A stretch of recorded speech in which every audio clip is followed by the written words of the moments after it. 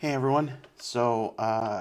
Unorthodox time for a Facebook Live video. Everybody's getting ready to work, but the benefit of Facebook and Facebook Live videos is that you can watch this later. So if you're busy now, I understand. As most of you know, the St. Catharines Standard, care of Bill Sawchuk, wrote an article about my encounter or encounters at the Niagara Regional Transit. The article is titled Transit Terminal Showdown Between Cops, Activists Results in Complaint. And I just wanted to briefly address the response from the Niagara Region Transit or Niagara Region Transit Commission and the Niagara Regional Police Service, because what they don't say is actually more important than what they do say. And you can tell how they're trying to dodge responsibility, dodge any culpability in their lack of training, in their poor response to my charter protected rights. So first, I'm going to tackle the response from Niagara Region Transit Commission or Niagara Transit Commission,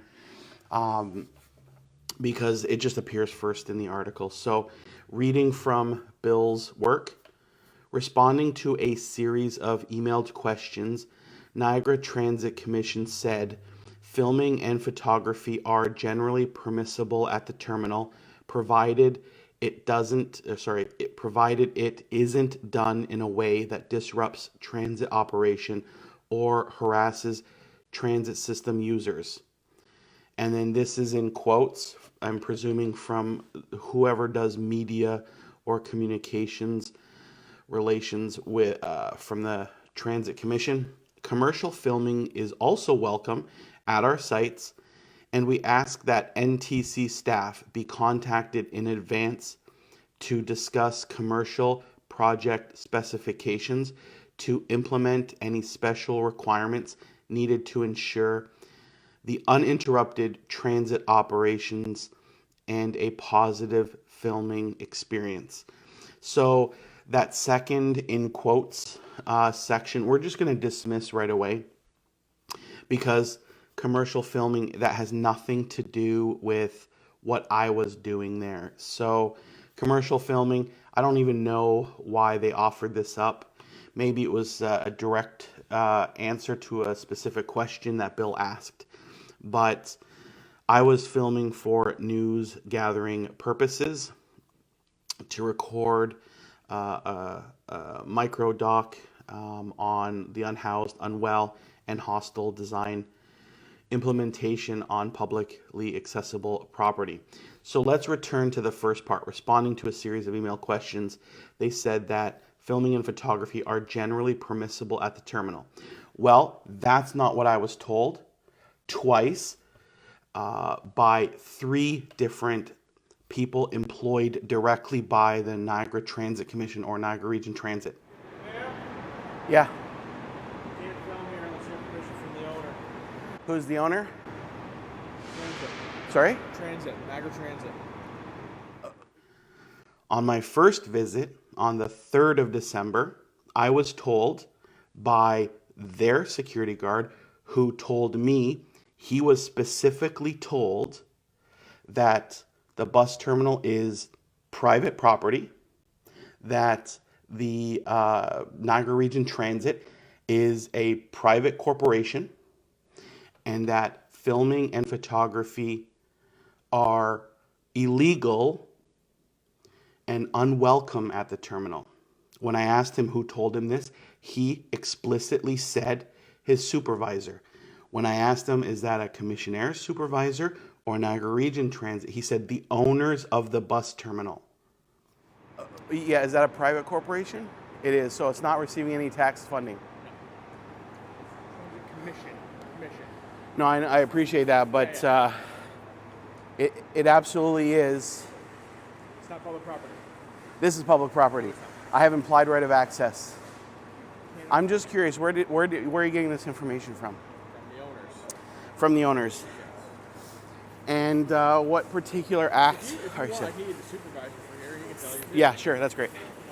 Let's do that. I have an absolute right to film here. So, Niagara Region Transit Commission, one of three situations that's happening here. Niagara Region Transit Commission is telling their security guards one thing and the media another thing, which I actually think is probably the case. Or Niagara Region Transit Commission, Niagara Transit Commission,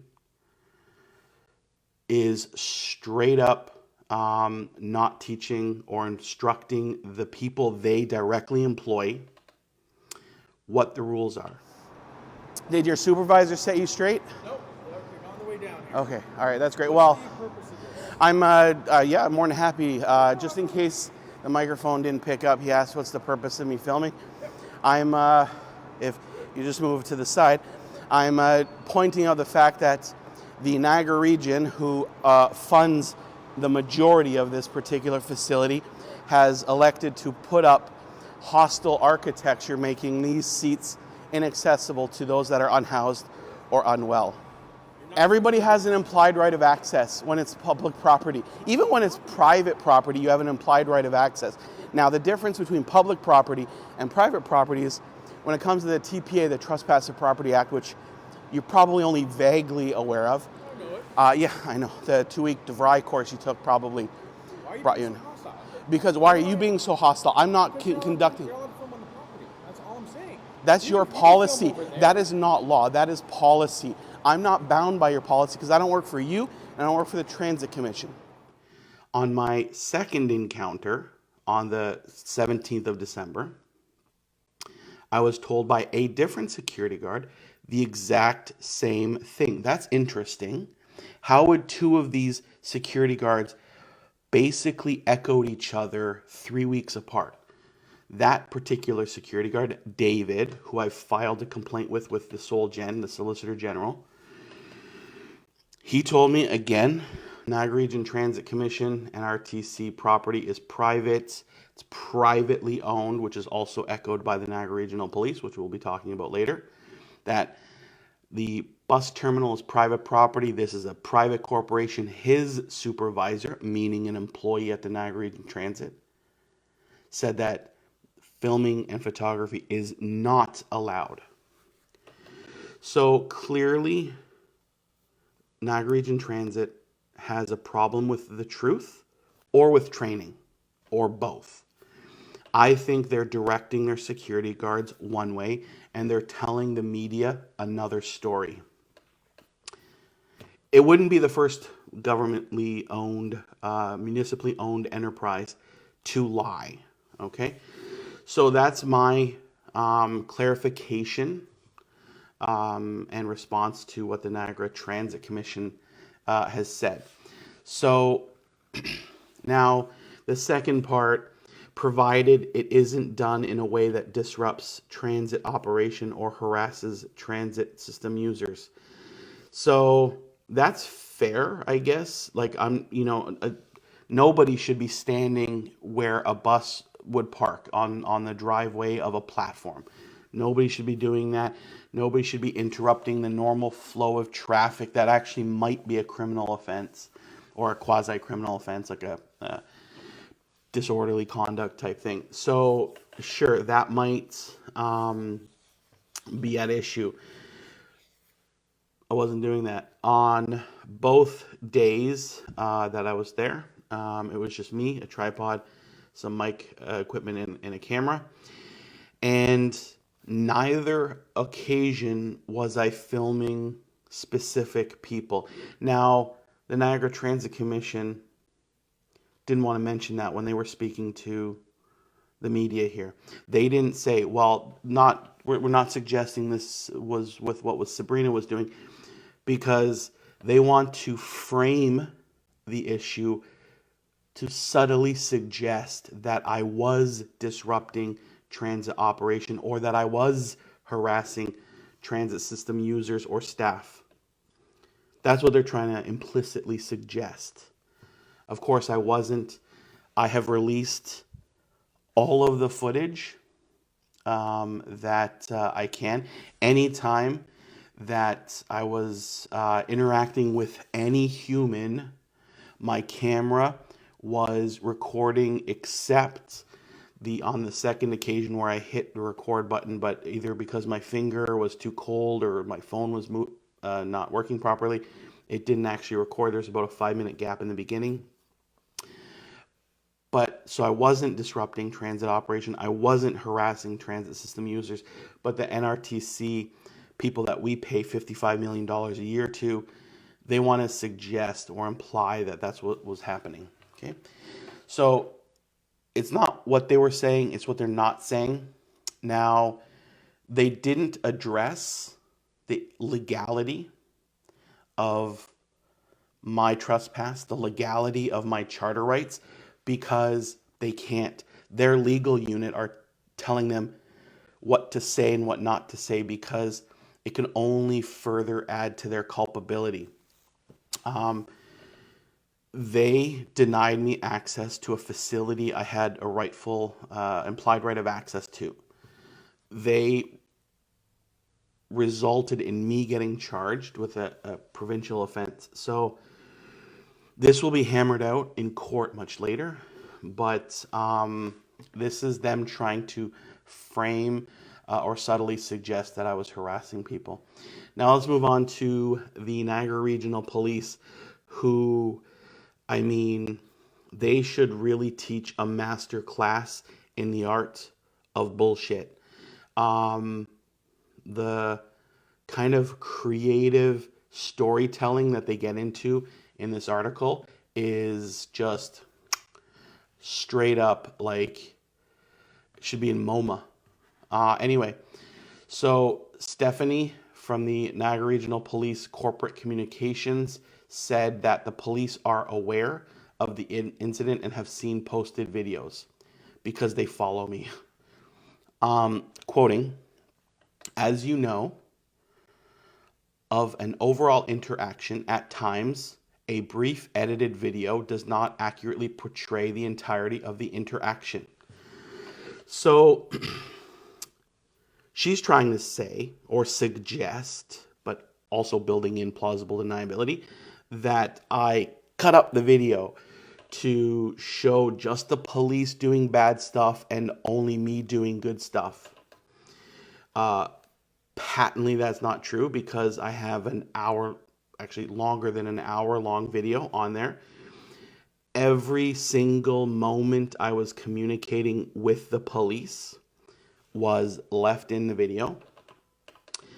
And that's in this 90 plus minute interaction, everything was left. Nothing was left on the cutting room floor. I kept in everything. Now she's suggesting because I released just one section of Del Duca's interaction. I first released that footage. The entirety of my interaction with Del Duca is there. From the moment she leaped out of her cruiser to the moment I told her, stop bothering me, I'm at work. The entire thing is uncut and in there. I don't identify. You don't identify? No, you can call me Unsub 1. Pardon me? Unsub 1. Okay. Yeah. What's your dead name? I'm sorry, what's my what? Your dead name. Dead name? What does that mean? I don't know what that means. What's a dead name? I'm just trying to be respectful to you. I don't know what that term means. What pronouns do you go by? Why does that matter? Because I'm trying to be respectful to you. Okay, well, you can be respectful by not interrupting me while I'm at work. Okay. So do you know?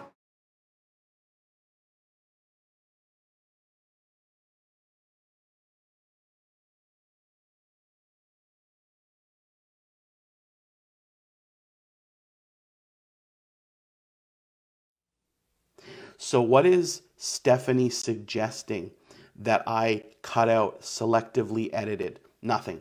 So she can't. I mean, she's getting paid $100 and something thousand a year, but I mean, she really could be writing scripts for Hollywood. So, again, I attempted to provide the Niagara Regional Police with all of my footage. They explicitly rejected that themselves. They reached out to me. They cut off all communications.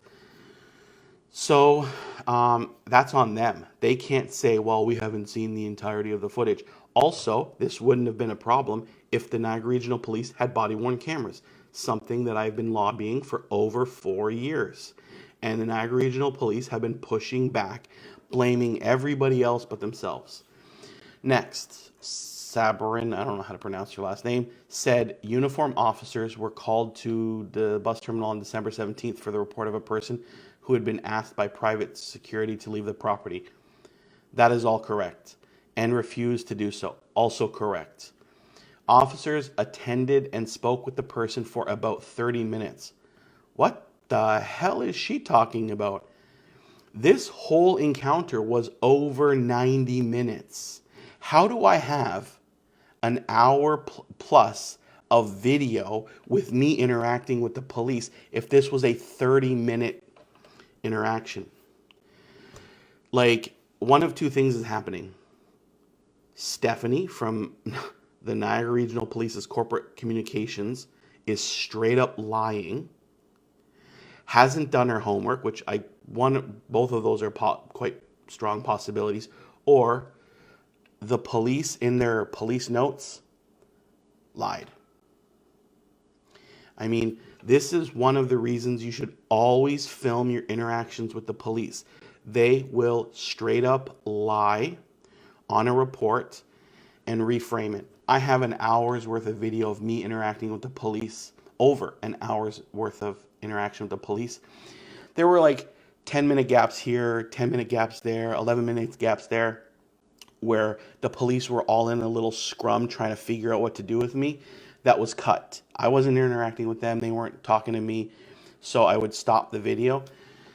The overall interaction was more than 90 minutes long.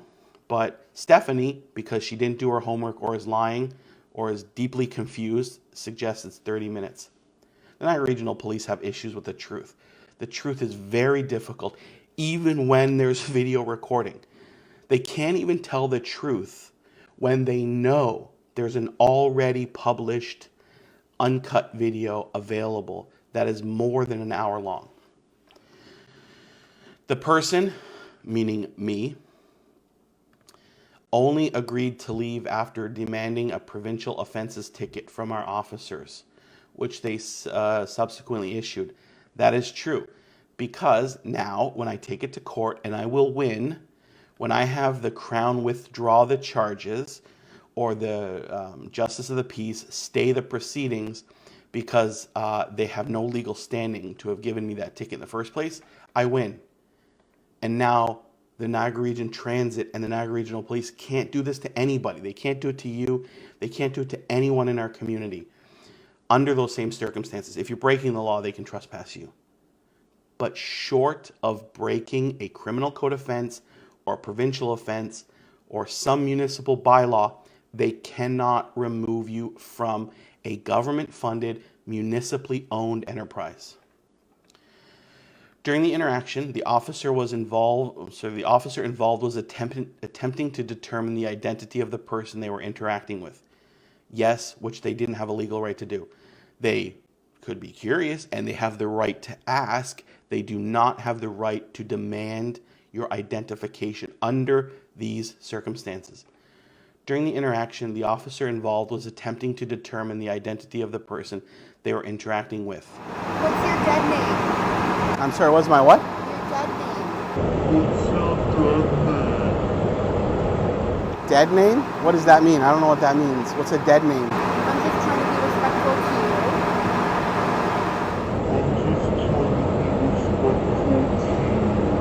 I'm just trying to be respectful to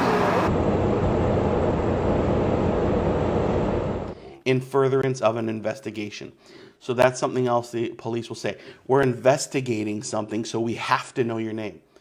Sure, they can be investigating something. They can even be investigating a real crime. In this case, there was no crime.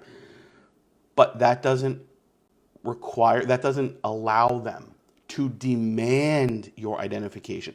They can only demand your identification if you've been taken into custody, you've committed an offense, or you've actually been arrested and now they're booking you in. That's when they can identify. Or if you're statutorily required and or engaged in a licensable activity. So if you're driving, the police can ask you for your license. They don't even need to have a real reason. They can just do a papers inspection. In Ontario, that's the statute. If you're hunting, um, if you're doing any licensable activity, they can demand your identification.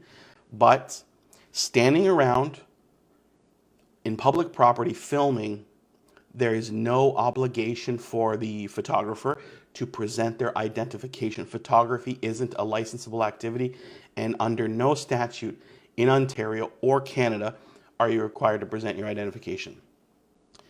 During the interaction, the officer involved was attempting to determine the identity of the person they were interacting in furtherance of an investigation, as they found committing the provincial offense of failing to leave when directed under the Trespass to Property Act. So I cannot have been committing a Provincial Offences Act for failing to leave when directed under the TPA because I was not committing any criminal or provincial offense and I was on public property, public facing property on a government funded, municipally owned enterprise. We're not talking about Walmart, we're not talking about McDonald's, we're talking about a property that is no different than City Hall, than the regional municipality of Niagara headquarters. I wasn't in a secured facility. I was in a public facing, meaning the public, it's a place where the public can normally be on public property. So I'm not talking about like a locked office area where only staff are allowed to be. That's not what we're talking about. We're talking about a bus terminal. Of course, people are allowed to be on the bus terminal. And it's not a private bus terminal. We're not talking about Greyhound setting up a private coach pick-up and drop-off area. This is something that is explicitly owned, arm's length, with the regional municipality of Niagara. Stephanie from the Niagara Regional Police is reviewing the equity, diversity, and inclusion elements. It would be a first for the Niagara Regional Police. Is reviewing the equity, diversity, and inclusion elements to ensure officers continue, start, to serve our entire community with dignity and sensitivity. Again, that would be a novel approach. So in something I spoke about on my other Facebook page a long time ago, I was parked where actually I shouldn't have been parked. I was parked in a no parking spot on a street in St. Catharines. And a police officer, correctly so, turned on his lights and initiated a traffic stop. Again, because I was parked illegally. He approached my vehicle after about 5 minutes of keying in my license plate through what's called the Paris system. The Paris system is where they type in your license plate and they get like a brief driver abstract.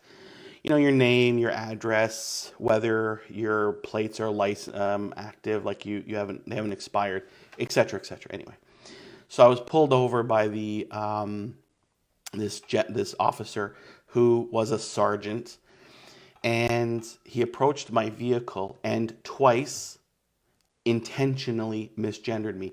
This was in 2019, and I filed a complaint, not through OIPRD, but with the Niagara Regional Police directly. I filed a complaint with the Niagara Regional Police Service. Of course, it went nowhere. I had pictures of this officer. I had a recording, audio only, from my dash cam of him doing this twice, and then suggesting it was my fault, by the way, that he did that. And it went nowhere, because that's what the Niagara Regional Police do. They do nothing. That's their specialty. They do nothing to serve our community with dignity and sensitivity. They do nothing. They get hundreds of millions of dollars a year to do nothing. So when I suggest that the Niagara Regional Police is reviewing the equity, diversity, and inclusion elements, and I suggest that it's the first time they're doing this, not reviewing and improving, it would be the first, because things like this have been going on for more than 4 years with me personally, anecdotally. But when I ran for office, I had people, and I still have people, coming out to me all the time who are from the 2S LGBTQI community, from the BIPOC community, telling me that this is something they experience every day, every week, every month for years. So the Niagara Regional Police do not serve our entire community with dignity and respect. The Niagara Regional Police has established Community Inclusion Council and that was an awkward sentence to read. The NRPS has an established Community Inclusion Council and continuous education about building upon and improving existing relationships. I have no idea what that means. Like, I mean, I understand the words, but it's just gibberish and patently untrue. Every year, and it was last week or 2 weeks ago, the Niagara Regional Police, they do this little walkabout across the region, meeting with BIPOC communities, meeting with various organizations in the 2S LGBTQI community, where they glad hand people, and then they pat themselves on the back. Hey, look, we went out to meet this group. We went out to meet that group. Aren't we great? And then they continue to harass people and refuse to treat them with dignity and sensitivity. So the Niagara Regional Police, this sentence that I just read, doesn't make any sense. Stephanie said that during recruiting training, members receive instruction in the Ontario Human Rights Code. I mean, I have no evidence to suggest that that's true. I'm sure maybe they've heard of those words, but I don't think police actually appreciate what they mean. Workplace violence and harassment. I mean, there are so many stories from just the Niagara Regional Police. We don't even have to go outside the region to know that workplace violence and harassment. Google violence, Niagara Regional Police, and you'll read lots of stories, including cops shooting each other. Respectful workplace, and a breakdown of demographics of Niagara's communities. So they understand that BIPOC people exist. They understand that the 2S LGBTQI plus community exists, but they fail to demonstrate that knowledge that they've picked up. It blows my mind that we think that we'll allow people like Stephanie to come up with this garbage and think that it's an appropriate or even true response. I can't believe that Stephanie thinks that she probably nailed it. Like she's probably, after she sent this email, and maybe even after she read the article, she thinks, I nailed that landing. Like, meanwhile, she landed face first on the concrete, right? Like, this is just garbage, what she's suggesting. They can't get the facts of the case right. The Niagara Regional Police don't understand the fact that you can't be arbitrarily trespassed from a government-funded, municipally owned enterprise.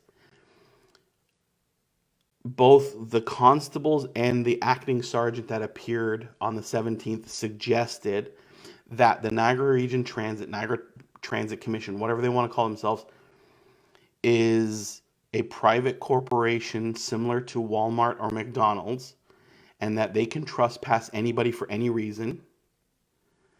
They think that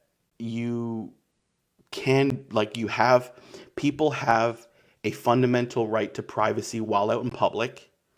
Like, either they're lying or they don't care. Like, they're too stupid to appreciate like what they're saying is patently untrue. So I think I made my point. I debunked the silly statements from Niagara Region Transit.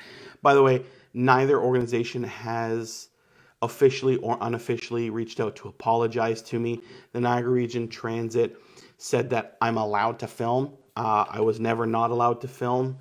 I will be going back to the Niagara Region Transit soon.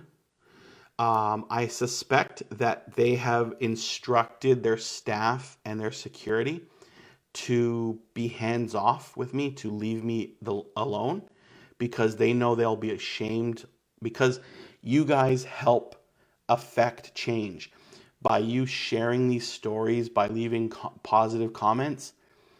It scares organizations like the Transit Commission into leaving me alone. But the problem is, I don't want them to leave just me alone.